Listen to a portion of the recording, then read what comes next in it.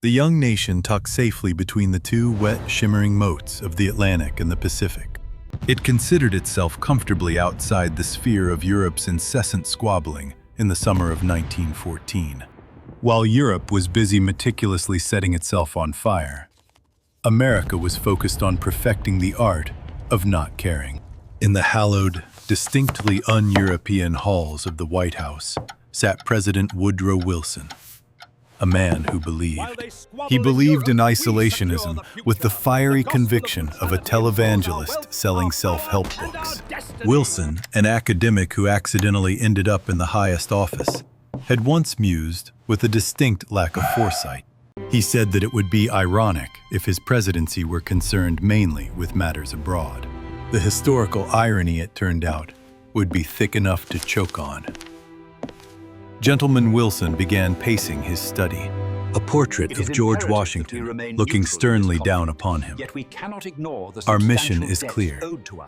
We are neutral, and I mean truly neutral. We must observe neutrality in thought and deed. Our minds must be blanks. Our deeds must be non-existent. We shall be the world's most powerful, most profitable, most moral shrub. The men around the table nodded vigorously. They were, after all, very busy men, and being told to do nothing. It sounded immensely appealing, except for one. William Jennings Bryan, the Secretary of State. Bryan was a man whose personality was as rich and complex as a boiled potato. Bryan hated gold. He hated the concept of international finance. He viewed a dollar leaving American soil with the same horror. It was the horror that a Victorian mother viewed a dancing stage performer. He was the perfect watchdog. Mr. President Bryan boomed his voice, resonating with righteous indignation. We must seal the coffers. Money is the sinew of war. If we cut off the flow of greenbacks, the belligerents cannot fight. The war will end because they will simply run out of quarters for the vending machine of destruction. And so Bryan enacted a rule that might be considered one of the most quaintly naive decisions in U.S. history. American banks were prohibited from loaning money to any warring nation.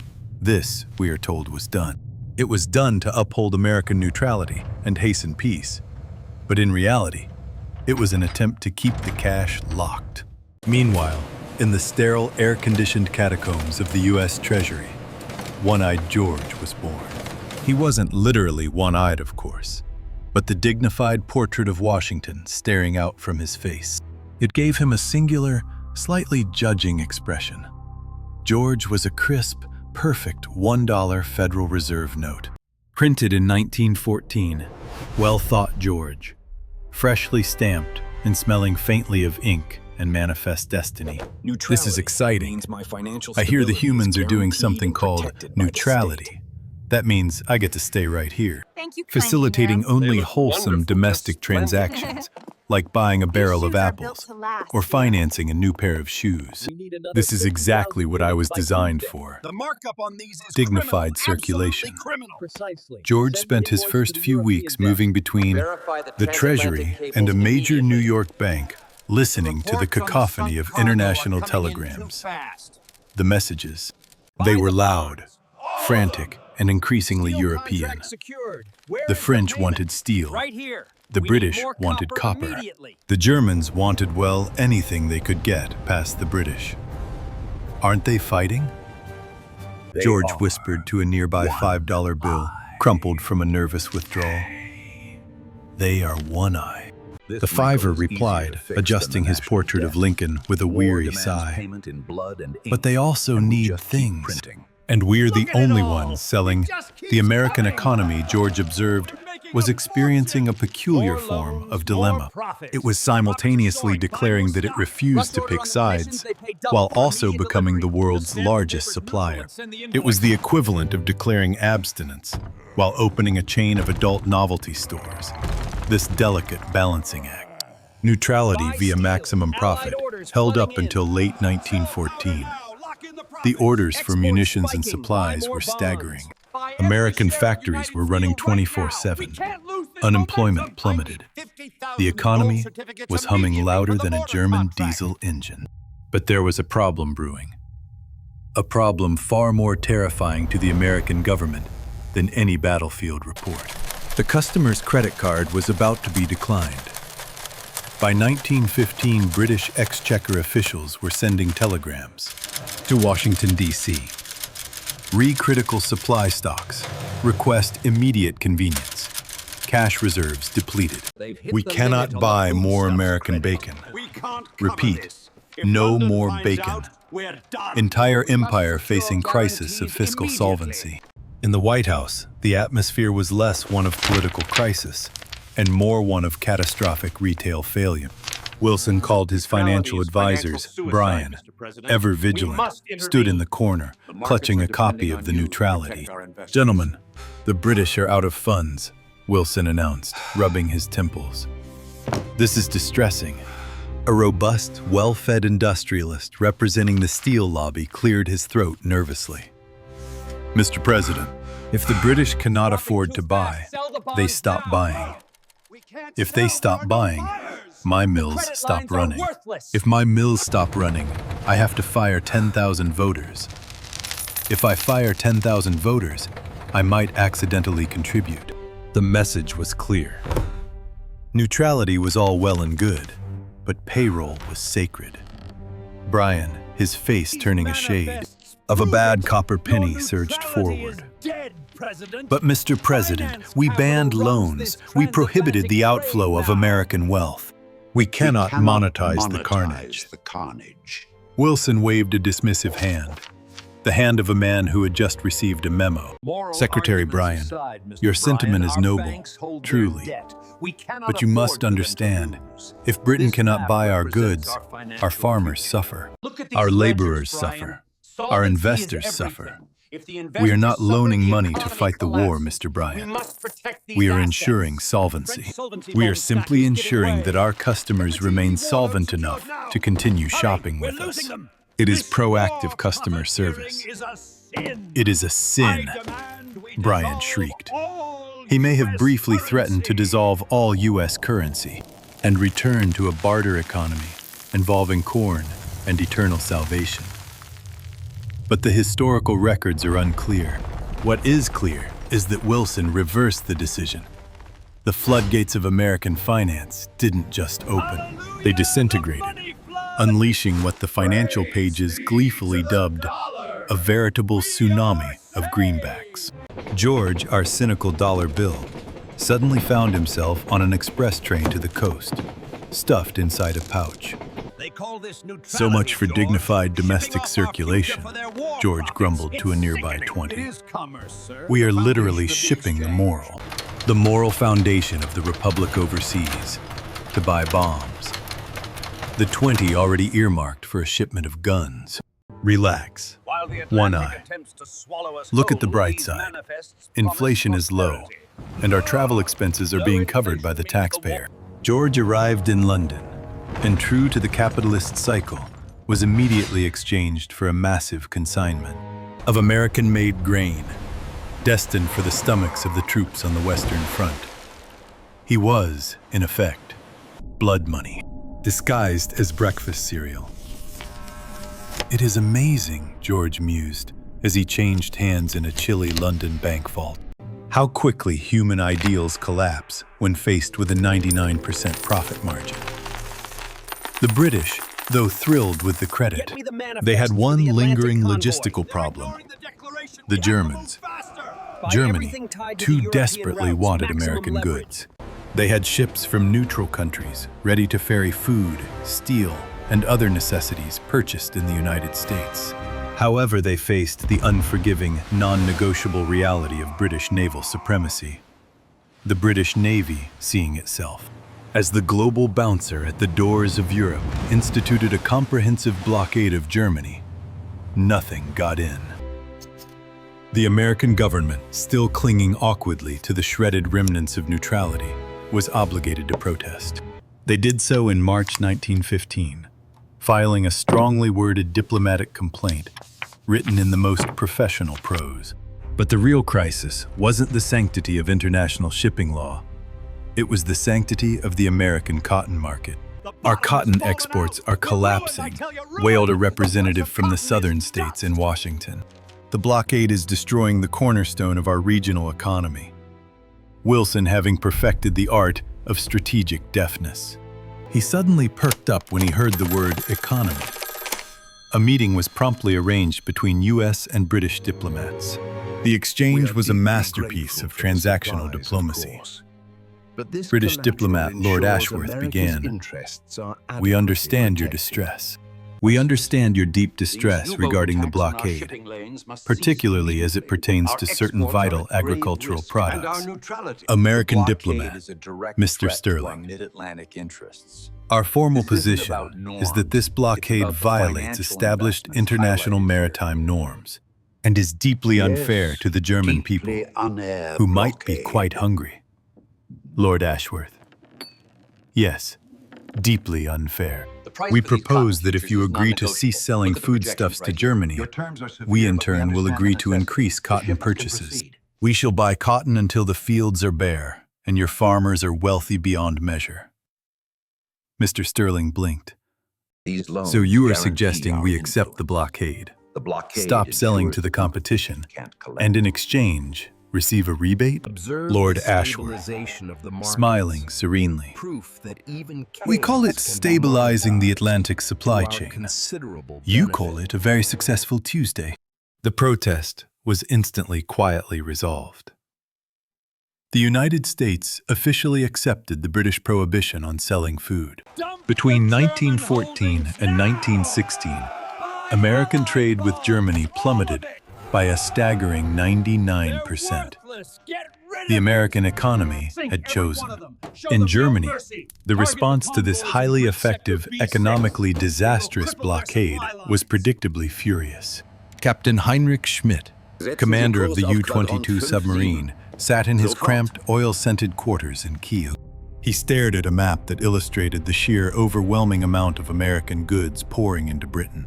They talk of neutrality, Schmidt spat, tossing a copy of an American newspaper onto the chart table. They finance the war, they supply the war, and they complain only when their cotton sales dip. They are not neutral. They are partners of the English, hiding behind a flag of convenience. Germany's naval high command agreed. Finding themselves backed into a corner, they decided to retaliate with the only weapon capable of challenging. They ordered a counter-blockade of Great Britain. This, the U.S. government declared, was an entirely different situation. President Wilson, who had been perfectly comfortable with the British Navy starving Germany, suddenly rediscovered law. The United States promptly protested the German blockade, declaring it a violation of international law and a threat. Wilson addressed the press with an air of magnificent moral superiority, casually dismissing the obvious double standard. The British Navy, while restrictive, does not threaten American lives in the same way that Germany's fleet does. Wilson pronounced confidently. George the dollar bill was still safely in London, circulating between buyers. Upon hearing Wilson's rationale, he could only offer a silent, internal groan. Powerful fleet of submarines, George thought, floating in a thick wad of 5 notes. They have 9 tiny metal tubes. The only thing more threatened than lives is the British Order Q for American goods. This is not about ethics. It is about supply chain management. The British blockade is acceptable because it only cuts off sales to the competition. The German blockade is unacceptable because it might sink our profitable shipments. Wilson's catastrophizing just a tad was quickly overshadowed by reality. On May 7, 1915, the RMS Lusitania, a massive ocean liner carrying civilian passengers and a secret cargo hold, full of American-made munitions, was torpedoed by a German U-boat. 128 American citizens were killed. The reaction was seismic. The American public already fed a steady diet of stories detailing alleged German atrocities. In Belgium, they viewed the sinking of the civilian vessel as an act of pure, unadulterated barbarism. The cries to enter the war rang through the capital. However, Wilson, ever the isolationist, managed to hold the line, but only after Berlin, terrified of dragging the U.S. into the conflict, promised to scale back its submarine operations. America was mollified, but the damage was done. The financial anxiety had mixed with genuine civilian horror. By the summer of 1916, German intelligence, frustrated by their inability to buy American weapons, decided to disrupt. They hired saboteurs. One-Eyed George, having returned to New York via a fast cruiser, was resting comfortably. He was listening to the rhythmic clang of rail cars and the shouts of dock workers loading explosive cargo onto barges. On the humid night of July 30th, 1916, George felt a tremor, then a shudder, then an apocalyptic world-shaking force. It was the German agents' little fireworks show. German agents had ignited over 20 million worth of stockpiled munitions. The resulting blast was non-nuclear, but its force was equivalent to a magnitude 5 earthquake. It shattered windows 25 miles away, damaged the Statue of Liberty, and vaporized Black Tom Island, leaving a crater. This thought, George tumbling inside the vault, is what happens when you treat international war as a customer service. The competition eventually comes to your headquarters with a stick of dynamite. The momentum for war was now undeniable. The U.S. government was not just arguing about international law. Its physical assets were being blown up by foreign spies. Yet Wilson continued to resist winning re-election in 1916 on the slogan, "He kept us out of war." He merely ordered armed neutrality, permitting American merchant ships to carry weapons and fire upon any aggressor. This was the diplomatic equivalent of putting a tiny little sticker on the side of a large target Germany watching. The American financial juggernaut continued to fuel the Entente, made a catastrophic decision. They determined that the way to win the war before America officially intervened was to bring back unrestricted submarine warfare. USW. Sink everything heading to Britain, American or not. The rationale was simple, if completely bonkers. It would starve Britain into submission in 6 months, long before the isolationist U.S. Congress could be motivated. American ships were sunk. More lives were lost. The American public clamored for action. One-Eyed George, having been withdrawn by a frantic munitions manufacturer to pay for emergency repairs, was now back on a troop transport.